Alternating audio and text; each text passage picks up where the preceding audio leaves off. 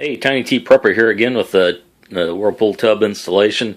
As you can see, the backer board I had up there I took down. I thought I was all ready there, but when I lesson learned, whenever you get ready to put on your wall material, you want to make sure you test your water connections here first for any leaks.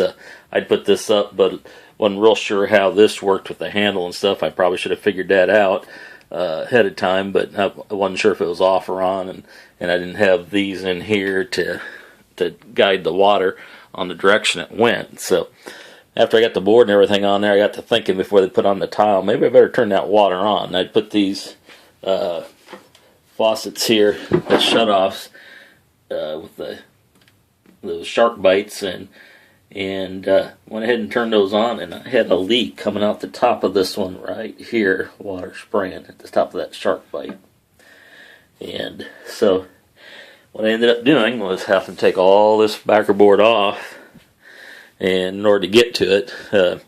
And another lesson, I probably should have, and that's normally what I would have done, was put the backer board on there first and then put these end pieces up, and then I would have only had to took this one side off. But as it was, I'd put the end piece on and put that in, thinking that'd be a little bit tighter fit over in that corner with it kind of leaning there. So it's just a few things I would have done different in retrospect. So I probably would have put the backer board on first, which normally I would have done, but I was trying to head off some other potential problems and decided to do it a different way, and so that.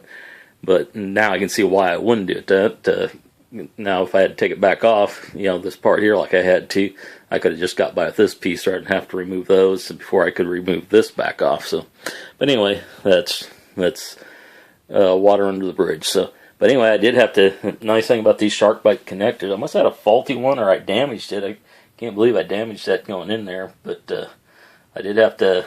There's a little tool that comes with these, and I put on here, and I was able to take that all apart there and remove that. I'd shut the water off, of course, outside, and then remove that one, go get a new one, and put it back on there, and everything's good now. I turned the water on and had pressure on it, and ran it in there, and everything seems to be good. So I'm going to close this back up and hopefully be back to where I was the last time, getting ready to tape the joints. I'm glad I didn't have that all taped, or it would have been a lot harder to get that off there and do this. I probably would have had to work from the backside. That would have just been a mess, because I got those clamps on here. So make sure you do test your water for leaks and stuff, because you have to tear that off once you get stuff up on there. If we'd had tile, if I'd have taped those joints and done that, getting that ready, and then had to tear it off, that'd have been a lot more work. So lesson learned: test your water joints. You get to this point, get the tub in there, get your water all hooked up to this point, figure out where that on and off is, stick these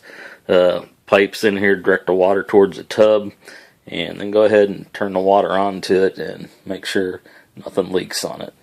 Alright, I was pretty confident with my shark bites, but even I guess you can have problems with those, and hopefully that's the only problem we do have, because once we get tile up here, this could be a lot of problem trying to get change anything. It all have to be done from the backside probably, and take off sheetrock's a lot easier to replace and paint than tile is. So any other problems once we get this up on here is going to have to be dealt with from the backside, and probably have to cut this board off and replace it and do some things there.